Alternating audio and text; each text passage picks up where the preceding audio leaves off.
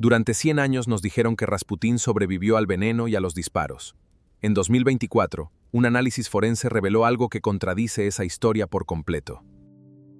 Una noche de diciembre de 1916, en San Petersburgo, un hombre cruza la puerta de un palacio. No sabe que es la última puerta que va a cruzar con vida. Lo que ocurra en las próximas horas se convertirá, durante más de un siglo, en una de las historias más repetidas y menos verificadas de la historia moderna. Casi todo el mundo conoce la leyenda de cómo murió Rasputín, el veneno que no funcionó, el hombre que sobrevivió a los disparos, la persecución en la nieve, el cuerpo arrojado a un río helado que ni siquiera el agua logró matar del todo. Lo que casi nadie sabe es de dónde viene esa historia. Viene, casi en su totalidad, de una sola fuente, el hombre que lo mató. Grigori Yefimóvich Rasputín nació en 1869 en un pueblo de Siberia Occidental. Hacia 1905 conoció a la familia imperial rusa y, en poco tiempo, se convirtió en confidente de la zarina Alejandra, que creía firmemente en su capacidad para calmar la hemofilia de su único hijo varón, el zarevich Alexis. Esa cercanía le dio acceso a la corte más poderosa de Europa Oriental. También le dio enemigos reales, no solo rumores. Documentos conservados en los archivos del Foreign Office británico muestran que Rasputín intervino directamente en la destitución de al menos 2 ministros del gobierno ruso, entre ellos el canciller Sergei Sazonov. No era únicamente un curandero cuestionado, era alguien con poder político efectivo sobre decisiones de Estado. A eso se sumaron rumores que, según ha demostrado la investigación histórica más reciente, eran falsos, que mantenía una relación sexual con la zarina misma. El historiador Anthony Beevor, en su biografía publicada en 2026, sostiene que esas acusaciones eran, en sus palabras, las fake news de su época, completamente infundadas, pero repetidas con suficiente insistencia como para volverse creíbles. Y ahí está la primera ironía de esta historia. Antes, incluso, de morir, Rasputín ya era víctima de una versión de sí mismo que no coincidía con la realidad. El príncipe Félix Yusupov, casado con una sobrina del zar y heredero de una de las mayores fortunas de Rusia, decidió que Rasputín representaba un peligro para la monarquía y organizó su eliminación. Lo acompañaron el diputado monárquico Vladimir Purishkevich, el gran duque Dmitri Pavlovich, primo del zar y oficial de carrera, el teniente Sergei Sujotin y un médico, Stanislaus Lasovert. La noche del 29 al 30 de diciembre de 1916, Rasputín fue invitado al Palacio Yusupov, en el canal Moika de San Petersburgo. Según el relato que Yusupov publicaría años después en sus memorias, la fuente que ha definido la leyenda hasta hoy, Rasputín fue conducido al sótano del palacio, donde le ofrecieron pasteles y vino de Madeira presuntamente envenenados con cianuro. Según esa misma versión, el veneno no hizo ningún efecto. Yusupov, desesperado, subió a buscar un arma, bajó de nuevo y le disparó. Un médico del grupo confirmó, supuestamente, que estaba muerto. Aquí es donde la leyenda se vuelve más extraordinaria. Siempre según Yusupov, minutos después, cuando regresó al sótano, Rasputín abrió los ojos, se levantó y lo atacó.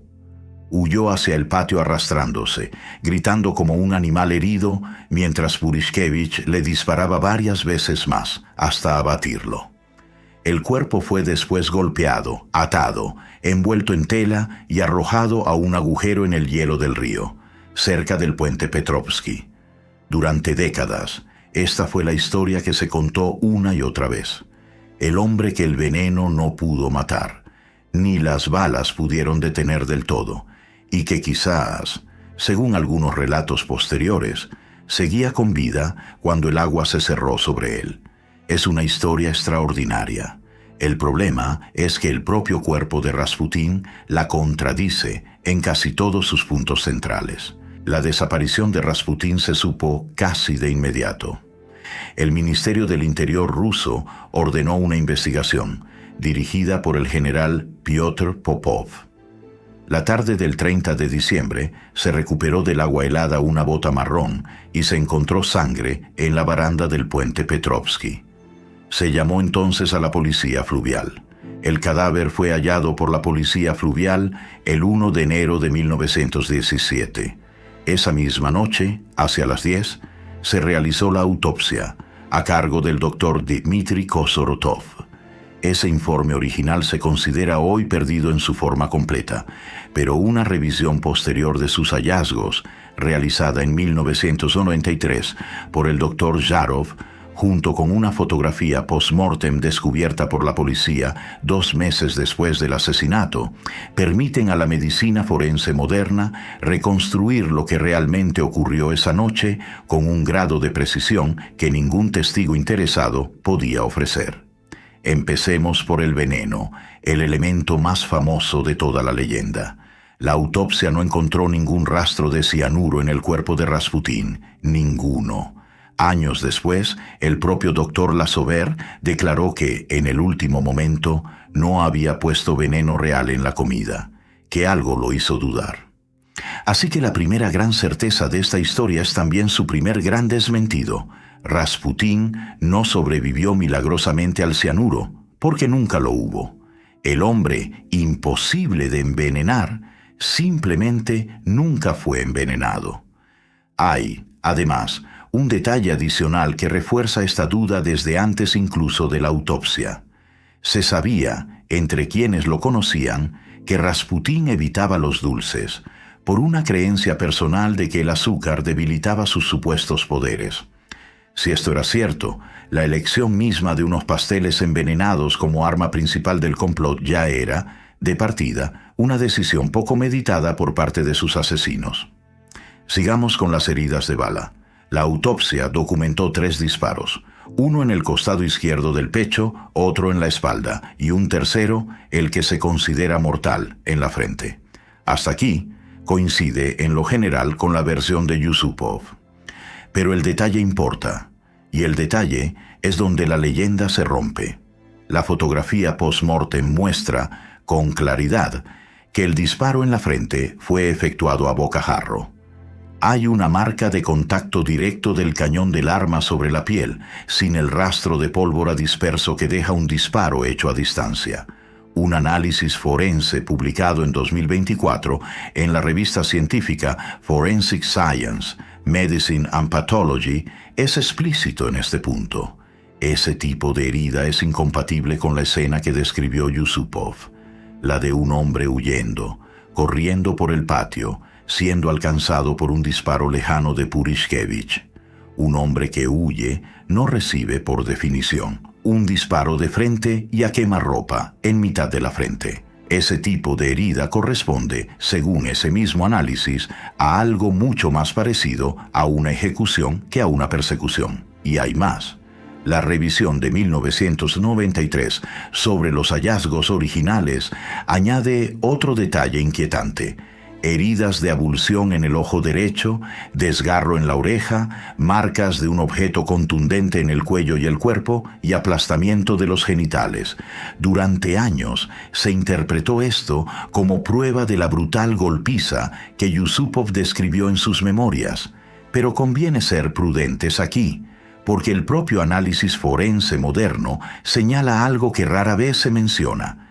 El cuerpo fue recuperado del río usando garfios, después de días bajo el hielo. No es sencillo, a un siglo de distancia y sin el informe original completo, distinguir con total seguridad qué lesiones ocurrieron antes de morir y cuáles después, o incluso durante la propia recuperación del cadáver. Lo prudente no es afirmar con certeza absoluta una golpiza deliberada. Lo prudente es decir que existen lesiones documentadas cuyo origen exacto sigue siendo, en parte, incierto. Ahora, el elemento que cierra la leyenda más famosa, el agua. Según algunas versiones populares, e incluso según el testimonio de la propia hija de Rasputín, todavía estaba con vida cuando fue arrojado al río, y habría muerto ahogado bajo el hielo. La autopsia dice lo contrario. No se encontró agua en sus pulmones, y si el disparo de contacto en la frente fue, como indica el análisis forense, inmediato y necesariamente letal, entonces Rasputín ya estaba muerto antes de que su cuerpo tocara el agua. No hubo una lucha final contra el ahogamiento. No hubo, siquiera, la posibilidad de que la hubiera. Así que, punto por punto, la historia más famosa sobre esta muerte empieza a desmoronarse. No fue envenenado, porque nunca hubo veneno real. No fue perseguido y abatido mientras huía, porque la herida mortal es de un disparo de contacto, no de un tiro a distancia. No murió ahogado, porque ya estaba muerto antes de tocar el río. 3 de los elementos más repetidos de esta leyenda, el veneno inútil, la persecución imposible, la muerte por ahogamiento, no resisten la evidencia física que el propio cuerpo dejó. Queda entonces la pregunta que sí importa, la que ni siquiera la ciencia forense moderna ha logrado cerrar del todo. ¿Quién disparó el tiro que realmente lo mató? Puriskevich, en su propio relato, se atribuye el disparo final. Pero no es la única versión que circuló en la época. Testigos contemporáneos, entre ellos, según se ha documentado, la propia gran duquesa Olga, hermana del zar, creían que había sido el gran duque Dmitri Pavlovich, oficial profesional y el único del grupo con verdadero entrenamiento militar, quien disparó el tiro mortal. Y existe una tercera hipótesis, más inquietante, que el disparo final no lo dio ninguno de los conspiradores rusos, sino un oficial de inteligencia británico presente esa noche. Esta hipótesis no nace de la nada. El investigador Andrew Cook señaló que el tipo de arma compatible con la herida mortal era un revólver Webley del calibre 455, de fabricación británica. Un arma que ninguno de los conspiradores rusos llevaba esa noche, según sus propios relatos. Y hay un dato de archivo que hace la hipótesis todavía más intrigante.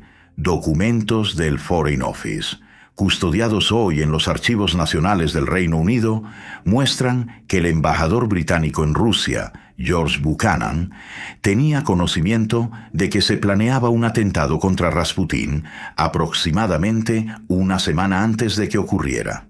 El motivo que se ha propuesto para una posible implicación británica es de política exterior.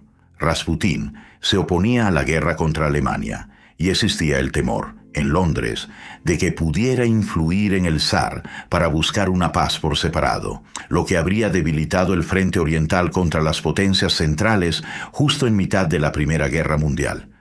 Pero hay que ser igual de rigurosos aquí que con el resto de la historia. El propio análisis forense que documenta el tipo de arma es explícito. Que la herida sea compatible con un revólver británico no prueba de ninguna manera quién apretó el gatillo. Ese mismo tipo de revólver pudo haber llegado a manos rusas por múltiples vías. Y el propio embajador Buchanan, cuando el zar le preguntó directamente si agentes británicos habían participado, lo negó con firmeza. No existe en la documentación consultada una prueba directa e incuestionable de participación británica en el disparo. Existe una coincidencia de calibre, una amistad personal entre Yusupov y un oficial de inteligencia británico llamado Oswald Reiner y el conocimiento previo de Buchanan sobre el complot. Eso es una hipótesis seria, no un hecho demostrado. Y la diferencia entre ambas cosas es, precisamente, el tipo de distinción que esta historia lleva un siglo sin hacer con suficiente cuidado. Así que, después de todo este trabajo forense y documental, la respuesta honesta a la pregunta ¿quién mató realmente a Rasputín? No es un nombre. Es una lista de posibilidades con distinto grado de respaldo, y ninguna con prueba definitiva. Puede sentirse como una respuesta insatisfactoria, pero es, con diferencia, más honesta que la que hemos repetido durante 100 años. Entonces, ¿por qué la versión de Yusupov, la que la evidencia contradice en tantos puntos, es la que sobrevivió?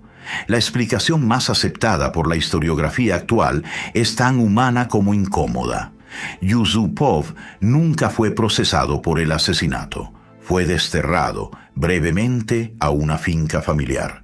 El gran duque Dmitri fue enviado a Persia. Ninguno pagó una condena real por matar a un hombre desarmado. Años después, ya en el exilio, sin fortuna, Yusupov publicó varias versiones de sus memorias, cada vez más dramáticas, cada vez con un Rasputín más sobrehumano, más demoníaco, más difícil de matar.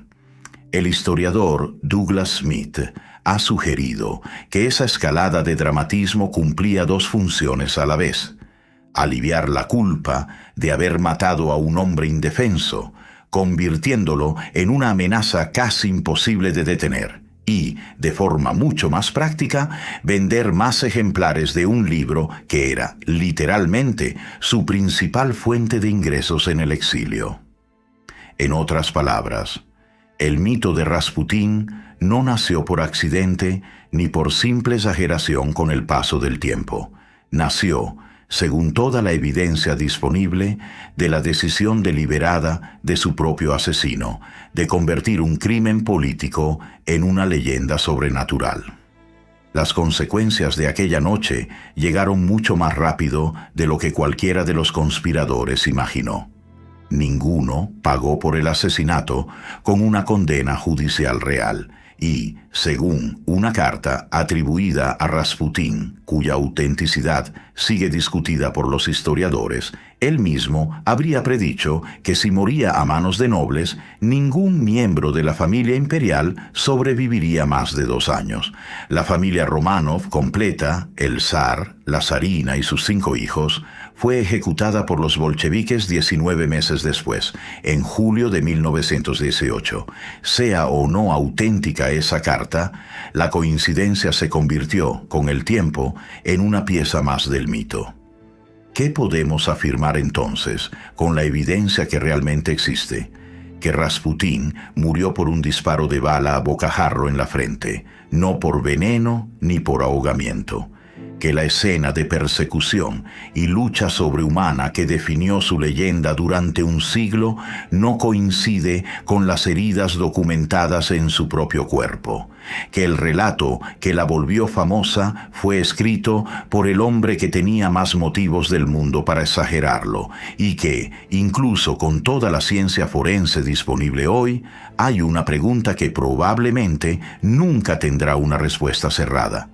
¿Quién exactamente apretó el gatillo esa noche de diciembre? Anthony Beevor, en su biografía de 2026, propone una idea que resume bien todo lo anterior: que las heridas infligidas a la monarquía rusa en aquellos años no vinieron de un solo golpe, sino que fueron, en sus palabras, acumulativas.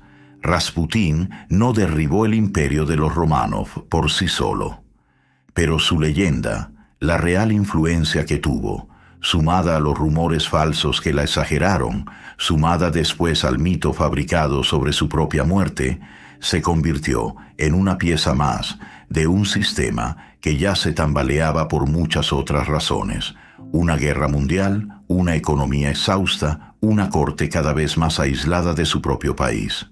Rasputín no fue la causa de la caída de los Romanov. Fue, como escribe Beevor, un síntoma que la historia decidió recordar como si hubiera sido la causa. Tal vez esa incertidumbre final no sea un fracaso de la investigación histórica. Tal vez sea, en cambio, la última lección real de esta historia: que durante 100 años preferimos una leyenda completa e imposible a una verdad incompleta pero real, y que distinguir entre ambas, línea por línea, herida por herida, es, quizás, la única forma honesta de rendirle cuentas a los hechos.